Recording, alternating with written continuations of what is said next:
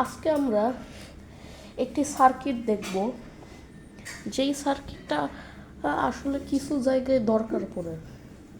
আর এই সার্কিটটা বানানো খুবই সোজা। শুরু করা যাক।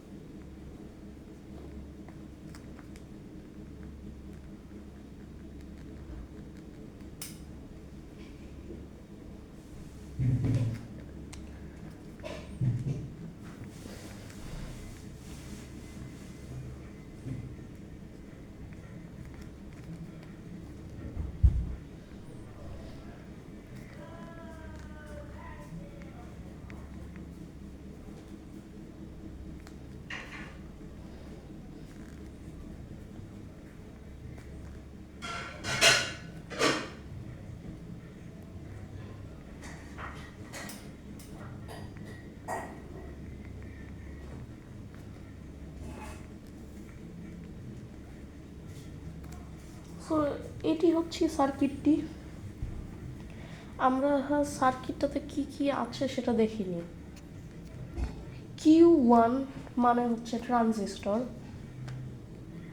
D1 হচ্ছে একটি এলইডি, আর এটি হচ্ছে একটি LDR।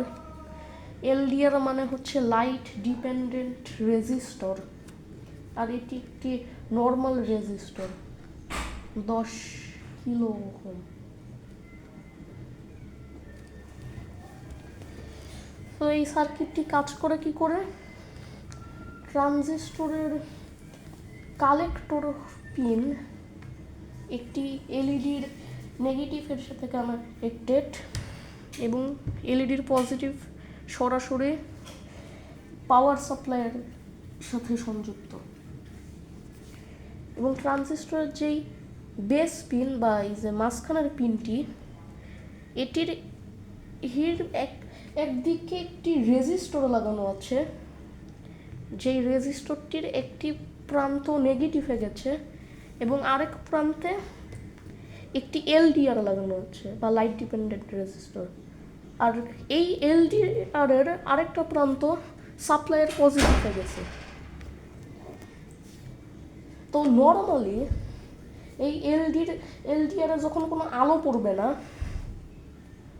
তখন LDRটির রেজিস্ট্যান্স অনেক হাই থাকবে, আর এই রেজিস্টরটা এই ট্রানজিস্টর বেস পিন থেকে ভোল্টেজটাকে টেনে গ্রাউন্ডে নিয়ে যাবে বা নেগেটিভে।